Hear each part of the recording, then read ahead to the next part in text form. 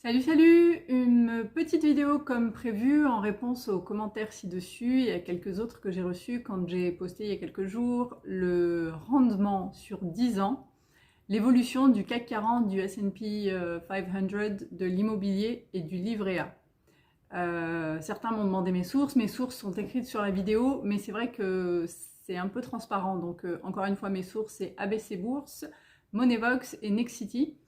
Et du coup, déjà, je tiens à faire un disclaimer, ce n'est pas mon rendement de mes investissements, mais c'est bien sur 10 ans l'évolution de ces indices, donc le CAC 40, le S&P 500 aux États-Unis et l'immobilier.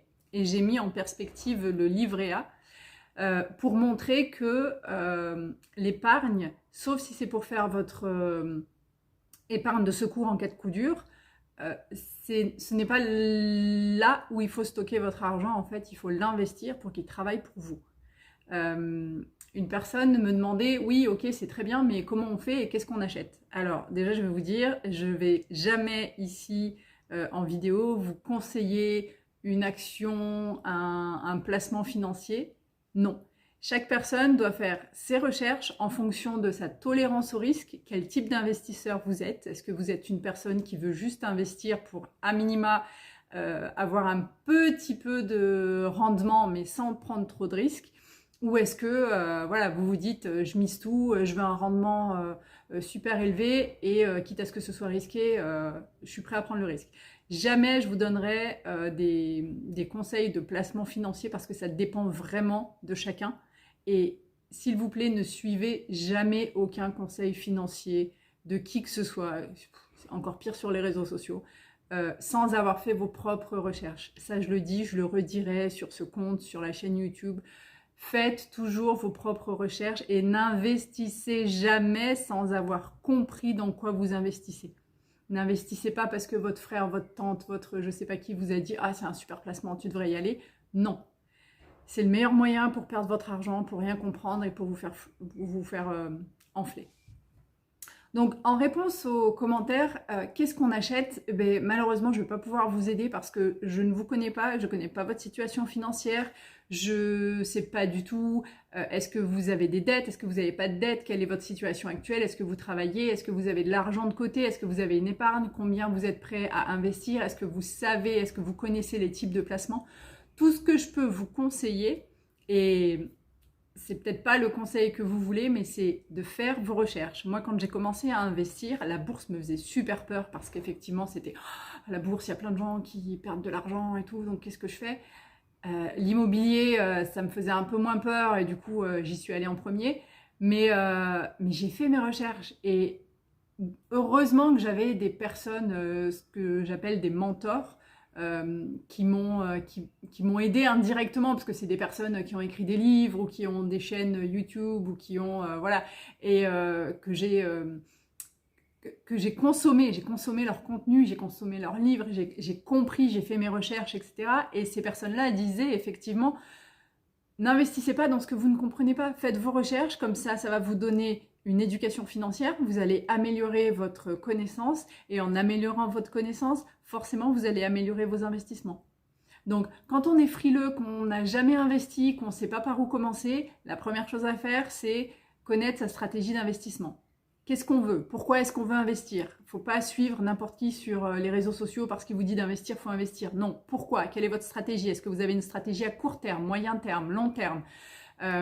Est-ce que vous voulez plutôt investir dans l'immobilier parce que voilà, c'est ce qui a priori est le plus accessible, un peu le moins risqué par rapport aux autres placements financiers? Est-ce que vous voulez tout de suite aller en bourse? Est-ce que vous savez dans quoi vous voulez investir?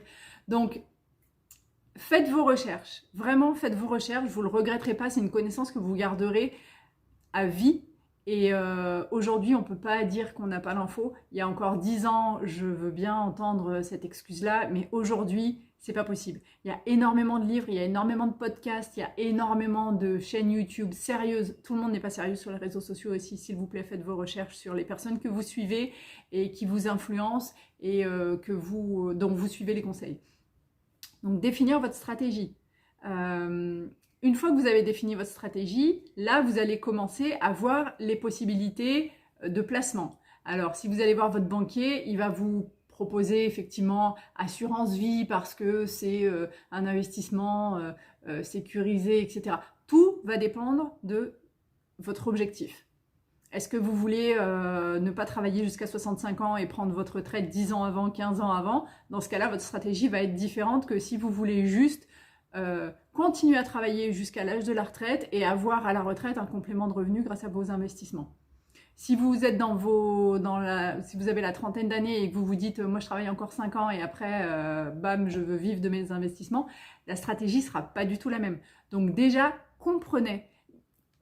Faites aussi l'audit de votre situation financière. On n'investit pas quand on est criblé de dettes, malheureusement. Vous allez vous précipiter. Vous n'avez pas encore les bons réflexes, vous n'avez pas encore les bonnes habitudes, le bon comportement pour pouvoir investir de manière raisonnable. Donc, faites un audit de votre état financier et si vous voyez qu'effectivement vous avez une épargne de secours qui pourra être là en cas de si demain vous perdez votre emploi ou si je sais pas vous avez une tuile et il faut sortir un gros paquet d'argent, bah voilà, vous savez que ça c'est déjà en réserve. Si à côté de ça il vous reste de l'argent pour investir, faites-le, mais faites vos recherches. Il y a effectivement la bourse qui est un bon moyen à condition de savoir ce qu'on fait, l'immobilier qui est un bon moyen aussi, et maintenant arrivent les cryptos, le bitcoin, etc. Donc faites très attention sur cette nouvelle forme d'investissement. Faites encore plus de recherches. Ce sont des monnaies qui sont très très volatiles. Donc quelle est votre tolérance au risque? Quelle est votre résistance au stress? Si ça fait un bond de plus 40 à moins 80 en 48 heures, est-ce que vous allez pouvoir accepter cette volatilité? Donc pareil, ne rentrez pas dans le jeu de « Ah ouais, mais c'est maintenant qu'il faut prendre le train en marche parce que dans 5 ans, ce sera trop tard. » Non, le plus important, c'est que vous compreniez ce dans quoi vous investissez, vous y alliez à votre rythme en fonction de votre tolérance au risque et en fonction de votre résistance au stress. Voilà, c'est tout ce que j'avais à dire. Merci de m'avoir écouté. Abonnez-vous si vous voulez des conseils. La chaîne YouTube est là aussi pour ça. Bientôt, tout ce qu'il y a sur le blog sera disponible en vidéo sur YouTube. Et puis, n'hésitez pas à me poser des questions en commentaire. J'y répondrai dès que possible.